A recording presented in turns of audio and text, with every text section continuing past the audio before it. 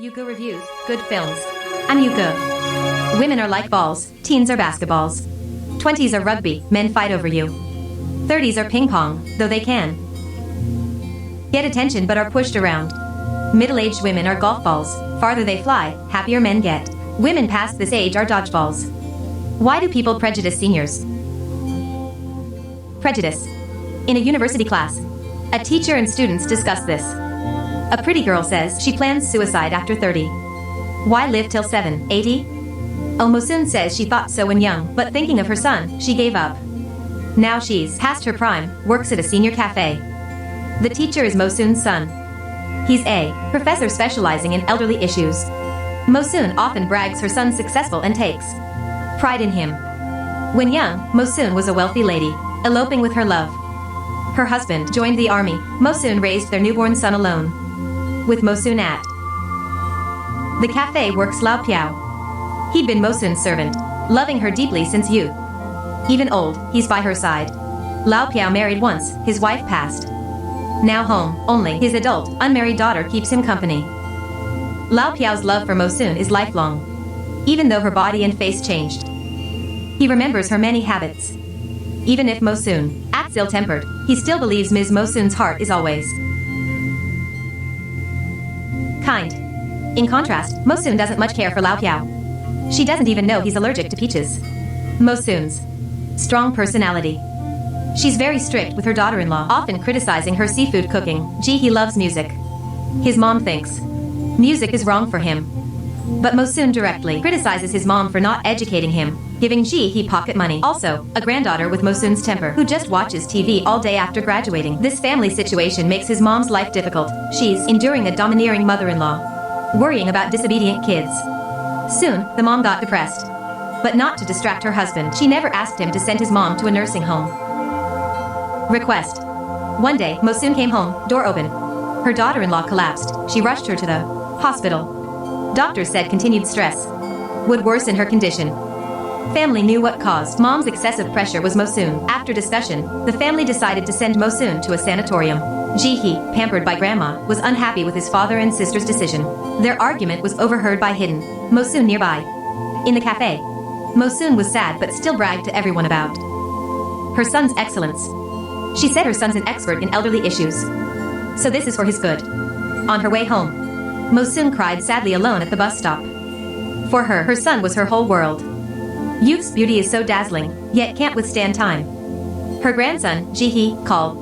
He'd just finished rehearsal, wanting grandma to take him for dinner. While waiting for her grandson, Mosun accidentally saw a youth photo studio. Audrey Hepburn's poster was on its door. Timeless beauty. Mosun walked in. She wanted a portrait before she got older, uglier. Mosun told the manager. When she was young, she was pretty. Her singing was good. Even the troupe leader urged her to be a singer. During the shoot, the manager said, "I want to make you look 50 years younger." After leaving the studio, Mosun quickly caught a bus. Just as she sat down, a hooligan flirted. Mosun had become a beautiful girl, full of collagen. Young girl. But she hadn't noticed. Not until she saw her reflection in the hooligan's glasses was she shocked. She couldn't believe it, pinching her face. When it was time to meet Jihe, Mosun looked at her nearby grandson but lacked courage to approach him. What happened to her was too strange. When Mosun returned to the photo studio, it was a restaurant. The owner told her he'd been there for 10 years. No photo studio existed nearby. Mosun had no choice but to wander. Mosun's son was worried his mom hadn't returned. He asked Lao Piao, who started overthinking, even thinking Mosun was kidnapped. Jihe and his sister wanted police, but their mom stopped them. Mosun's son is an elderly issues expert. If news of his mother's runaway spread, it'd affect his career. And when Mosun accepted her body's youthfulness, she decided to live for herself, making up for past youth's regrets. She no longer stinted on money, getting her favorite hairstyle and buying her favorite clothes and shoes. Then, she used the alias Wudoli, living at Lao Piao's. He found Wudoli familiar, but didn't think much. So, Mosun, with a new appearance, started a new life. Dolly still went to the senior cafe to pass time, since she's used to that life. So, when she sang for seniors at the cafe, her moving singing attracted a passing young director, Han Senyu. Meanwhile, Jihe also came to the senior cafe looking for grandma. Both were drawn by Dolly's incredibly moving singing. Han Senyu's a renowned director. He isn't interested in idol groups. but has been looking for a band that could move young people. After hearing the unfamiliar singing, he's convinced Dolly was the one he sought. Ji-hee, learning Dolly lived at Lao Piao's, wanted to invite her to be his band's lead singer. Facing this grandson, youthful, naive, but extremely passionate about music, Dolly, full of doting affection, agreed. After all, her singing's recognized. But Dolly found these guys. Band was a killer devil band. Dolly said music shouldn't just shock ears, but shock hearts. Then, guided by Dolly, the band transformed from street performances to bar residencies. Dolly's clear, lively singing gained many fans. And Dolly, in this atmosphere, rediscovered youthful vigor. After days without Mosun, Lao Piao contacted the police. Through her bank cards, cash withdrawals, they determined Mosun wasn't a runaway but likely kidnapped. Then, Lao Piao found surveillance. The sunglasses and methods used in surveillance were identical to Dolly's at his house. Lao Piao returned home, finding Mosun's clothes and dentures in Dolly's room. Lao Piao thought Dolly had kidnapped and murdered Mosun. When Dolly returned, it took much convincing for Lao Piao to believe Dolly was Mosun, suddenly young again. Looking at the person before him, Lao Piao found her more like young Mosun, so he believed Dolly. Dolly asked Lao Piao to tell her son she's pursuing the life she wants. Tell her family not to worry or look for her. She'd return home when the time's right, and asked her family to unfreeze her credit card for normal life. Ji-hee's band entered a TV station's band audition. The person in charge was Han Senyu. When he heard Dolly singing again, Han Senyu immediately decided to let the band perform live on TV. As soothing music played, the audience felt like they're in an ethereal valley. A delicate pair of hands held the microphone. Dolly began to sing, her ethereal voice amidst flashing neon. The young girl's dream also began to lighten. All the pain, joy, and bitterness turned into blue butterflies, flying above memories. Standing on the dreamlike stage, Dolly's voice seemed to pierce through time. Life's hardships left an indelible mark on her heart.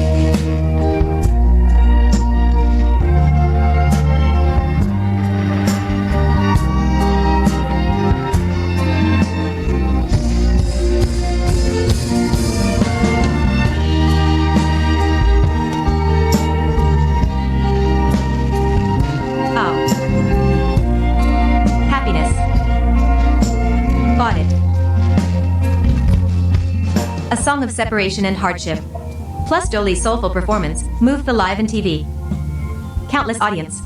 It made the band's popularity soar. After the successful performance, Senyu took everyone to the water park to surf. Dolly hurt her foot.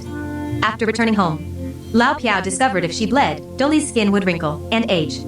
This meant blood extraction could turn Dolly back to her original appearance, to be Mosun again. And Dolly's unusually intimate way with Lao Piao also caught his daughter's attention. She thought Dolly was after her father's property and seducing him. Lao Piao's daughter, crying and yelling, drove Dolly out of their house. Nowhere to go, Dolly just received Senyu's call, so she excitedly went to Senyu's house for one night's stay. Senyu asked Dolly what type of guy she liked. Men? They don't just kiss, at night they'll just be good at it. Guarding Senyu, Dolly sang a lullaby.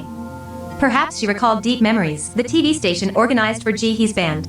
A very important performance. But Senyu felt Ji-hee's composition was poor, wanting to change the song. This made Ji-hee's self-esteem hurt. He angrily left the practice room. Dolly faced this grandson, who liked her and was extremely strong-willed. She started guiding him to be confident and control his emotions. After returning home, Ji-hee began recomposing. Finally, he gained the director's approval. Dolly, while spending time with Senyu, found herself slowly falling for him. In front of Senyu, she felt she'd returned to her gray years, finding Dolly now clearly anticipates this life. Love makes her feel like a young girl. On performance day, Ji-hee's hospitalized from a crash, but Dolly insisted she'd continue the show. It's Ji-hee's dream to perform her song letting everyone hear and singing for her lost youth. After the show, Dolly rushed to the hospital. He needed a transfusion, but only Emotion's blood type matched. If she gave blood, Dolly would age, becoming Emotion again. Her and Shang Yu's relationship, future hopes, would end. Without much thought, Dolly decided to give Jihe blood. Her son recognized her in the hospital. Emotion. Mom, remember Xiaojiu? Long ago, a woman lost her husband. She raised a child alone. That child got sick. Wouldn't get better, faced death daily. But she had no options, too poor, she just held her child. Her son told Emotion, leave. Don't eat discards, don't eat rotten seafood, don't raise an unfilial son like me. Don't live like a slave for your child. Live the life you want.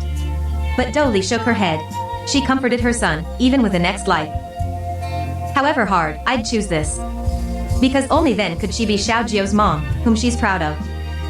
Dolly's blood flowed through the tube into Jihe's body. Blood ties aren't just blood, they're more. Unbreakable attachment and love. It's like a beautiful dream, tears fall, the dream ends. A year later, the family went to Jihe's show. Emotion still nagged, her daughter-in-law matched her. They chatted and laughed. After the show, Emotion saw Shang Yu. She smiled with regret, then she turned and left. She wore the butterfly hair clip Shang Yu gave her.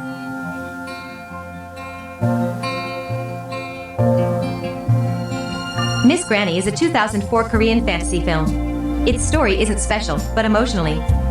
The expression is deep enough, so it touches many.